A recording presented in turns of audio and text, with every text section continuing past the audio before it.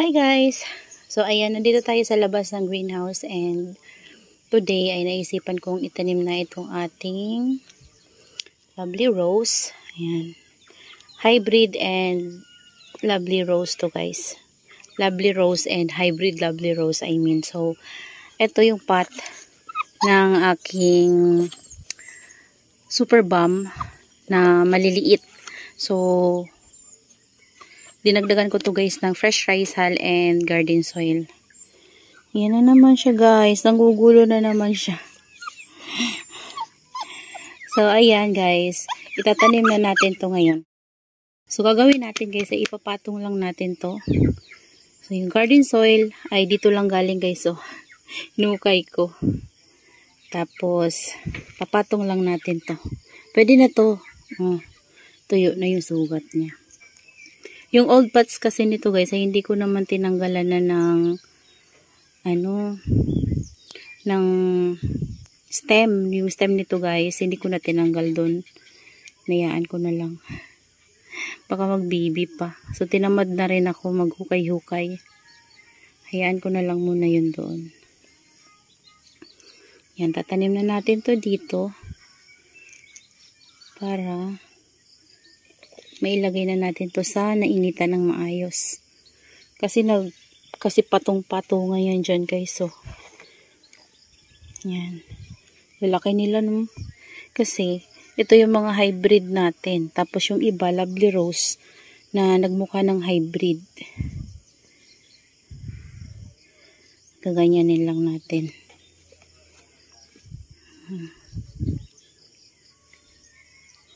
Patong lang ganyan guys. So, to lovely rose to guys. Parang sobra ata to dito sa pot na to. Kailangan pa natin talaga ng isang pot pa. Yung malalaki muna guys yung ilalagay natin. After natin to guys maitanim, hindi ko muna to babasain. Mga 1 week siguro or more than 1 week bago natin siya bigyan ng water para sure na hindi sila mapapano. Ito hindi ko na to pinutol guys. Ito yung magandang gawin dito. Hindi naman natin pwedeng ganun.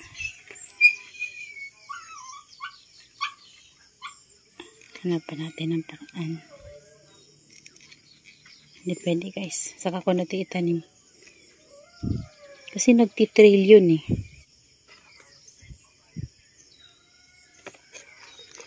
Kailangan yung malaki yung lalagay ko dito. Ayan. Malapit na. Napakalaki kasi guys ng pot na to. Malalaki din yung heads ng ating hybrid lovely rose and lovely rose. So, talagang mapupuno to.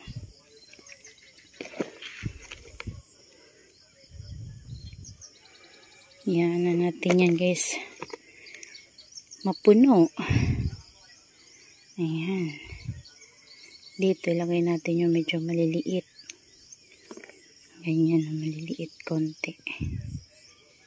Lovely rose yan guys. Maliit na lang lagay natin. Yan o, lovely rose. Ito na lang. Pupuno yan sila.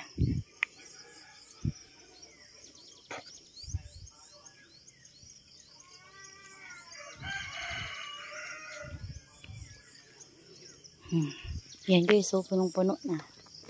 Ayan na. Marami pa tayong natira. Yan o. Isang pot pa to guys. Pwede pa to sa big pot na ganito. Marami Marami pa siya. Tapos meron pa tayo doon Adolphi. So ito, napakabigat na nito kasi marami na tong garden soil. So ito kasing pot na to guys nung super balm ko na dating-dati pa talaga. Ang laman lang nito ay yung bulok na rice hull tapos yung fresh. So nabulok na silang lahat. Sobrang gaan talaga niya guys. And sobrang bumaba na yung soil nito. Kaya naman kinuha ko na lang para malagyan natin ng garden soil and Itatanim ko na lang sa ibang pot yung super balm na nakatanim dito. Ayan. Ayan. So, tapos na tayo. Ipapasok na natin to guys sa loob ng greenhouse. Samantala guys, dito muna siya ilalagay ko kasi hindi ko pa naaayos yung paglalagyan ko sa kanya dun sa kabila. And ayan yung mga super balm na tinanggal ko sa kanya guys. So, ayan. Daming mga lipro pa ako ng super balm. Lumaki na rin sila. So, ayan, pinagpatong-patong ko lang dyan. Yung pinaka-mother plant ko na super balm nung pinugutan ko. So, ang tagal nila guys lumaki. So, ayan o. Nagdilig din ako dito kanina. Basa pa sila. Ayan. Diniligan ko sila guys para ma-refresh naman sila. At hindi sila masyadong matuyuan. So, habang nandito talaga ako guys. Kahit na umuulan dito palagi. Pero kahapon guys, mainit dito. Mainit dito kaya naman nagdilig talaga ako ngayon. So, kahapon din, nagdidilig din ako dito guys. Pero hindi ko naman kasi sila guys nasuka hapon. So, ayan sila. Lumalaki na yung mga babies ng mga kinat ko dito na ano guys, so snow peach. Snow peach or Murasaki. Hindi ko na guys alam kung sino yung mother nito. Ayan, kasi propagation lang din natin to from cuttings galing dito sa ating mga snow peach and Murasaki. Ayan. So, yan, dahil sobrang tangkad na nito, mother na din siya ngayon kasi kinat na natin. Tapos yung kinat natin, nilagay natin doon. O, diba? Nag-spray din ako dito guys ng spray na dilig ng fungicide, yung tango para hindi sila guys ma-fungus kasi palagi ngang ulan-ulan tapos umiinit. So, ayan. Yan, sila lang naman guys yung mga ganito natin. Mga peach snow and Murasaki, sila yung diniligan ko. Ito pala guys yung mga leaf propagation ko ng peach snow and Murasaki. Ayan, nandito sila sa ilalim ng ating napakalaking missing you. Hindi ko alam kung si missing you, si Bianca or si Labamba. Basta nandito sila sa ilalim. Ayan, lumaki na sila guys. Ayan, from leaf propagation lahat to guys. Oh. Yan, tas mayroon pang lipropa ng Purple Delight. Kasama niya si Apaluta Vampire. Ayan, 3 heads to dati guys na malalaki na. Siya na lang yung natira na bulok kasi. Tapos naglipropa ako sa kanya. Ayan o. Yan, mga lipropa ng Apaluta Vampire. Tapos yan.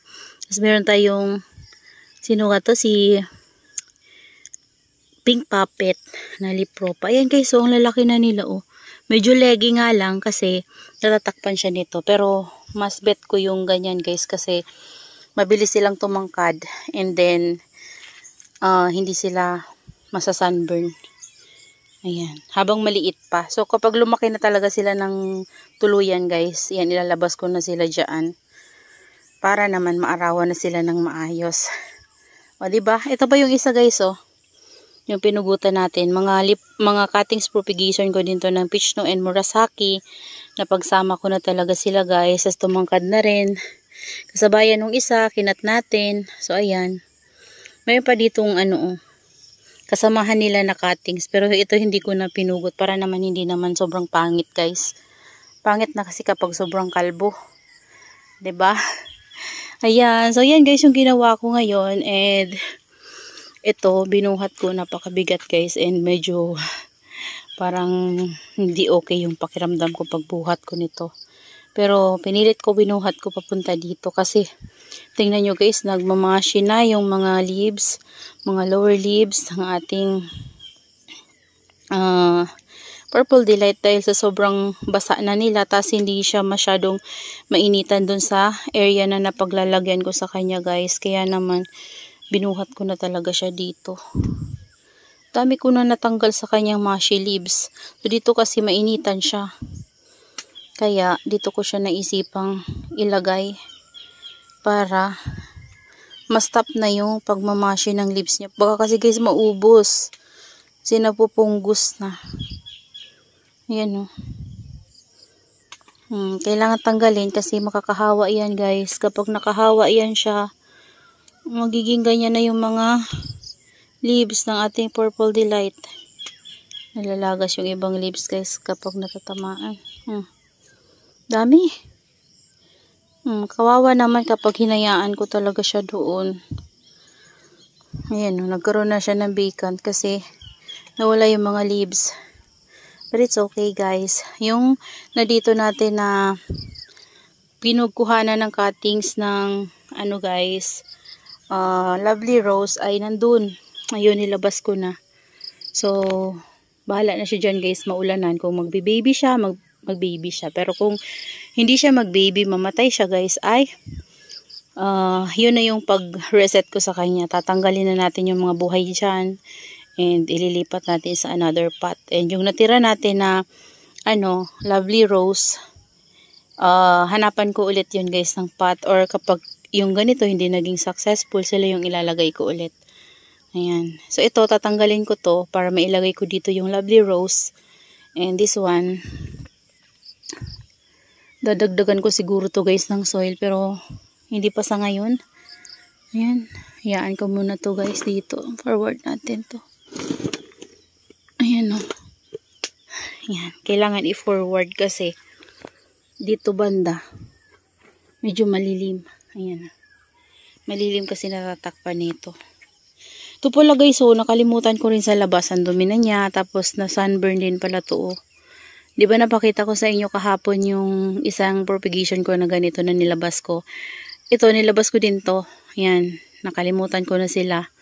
Yung na-sunburn sila guys. Buti naman ito guys, kunti lang yung na-sunburn sa kanya. Sayang, laki nito oh. Diba? Laki niya.